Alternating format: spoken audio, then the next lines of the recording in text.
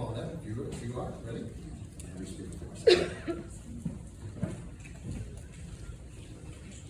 Testing. Okay, here we go. All right, so tonight I'm going to talk to you guys about the seed of bitterness.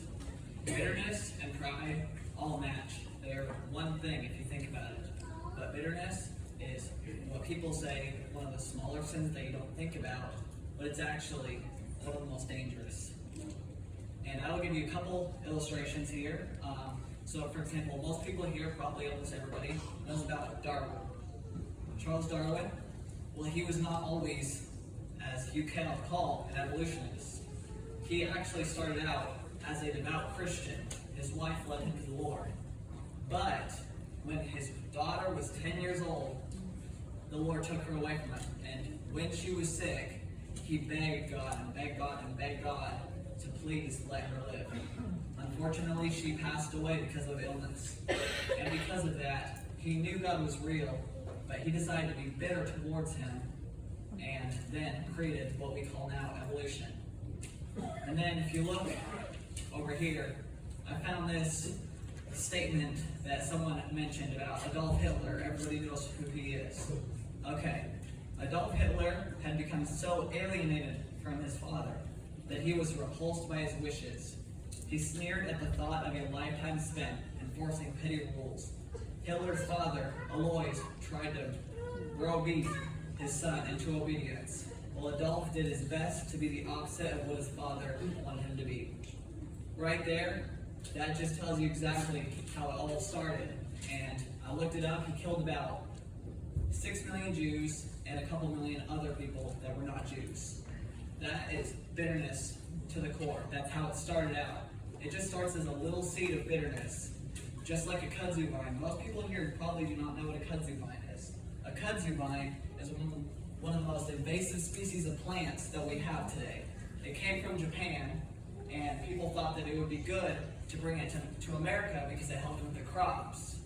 Well, when they brought it to America, originally the South, it grew so fast. It says here, kudzu consumes over 120,000 acres per year. And people have tried many times to stop it from growing. But the reason that they cannot stop it is because they're not getting to the root of the problem. They pull it out, yes, but they're not getting the roots of it. So it's always going to keep growing. So that's how bitterness is. It says here, and if you will turn with me to Matthew 5, verse 21 through 24.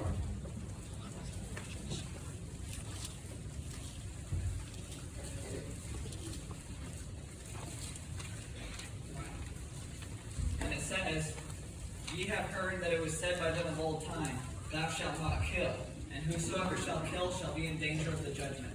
But I say unto you, that whosoever is angry with his brother without a cause shall be in danger of the judgment.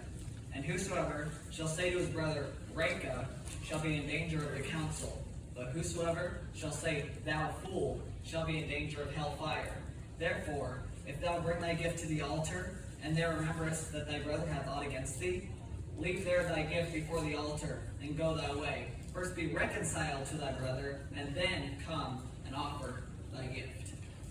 And then it says in Ephesians, you don't have to turn there, but Ephesians 4:31, let all bitterness and wrath and anger and clamor and slander be put away from you, along with all malice.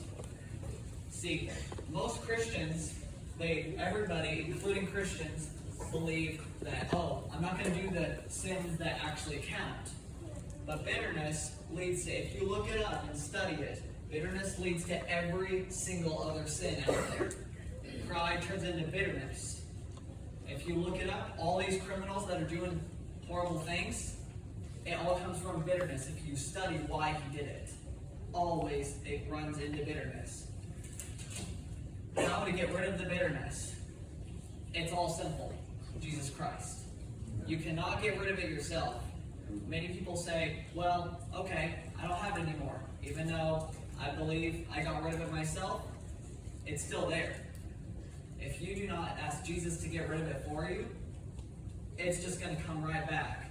Every time you think of that person you're bitter at, or the thing that you're bitter at, whatever you're bitter at, it's going to stay there until you ask Jesus to get rid of it for you. And sometimes it takes a little bit longer But Jesus will always get you through it. Nothing is impossible with God. Amen.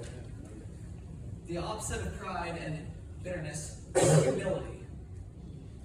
That is the literal thing that Jesus was. Jesus was the most humble person to have ever walked this earth. And it says in Matthew that the least will be the greatest, and the greatest will be the least. That is saying that whoever is the highest on earth will be the lowest in heaven. And whoever is the highest in heaven will be the lowest on earth.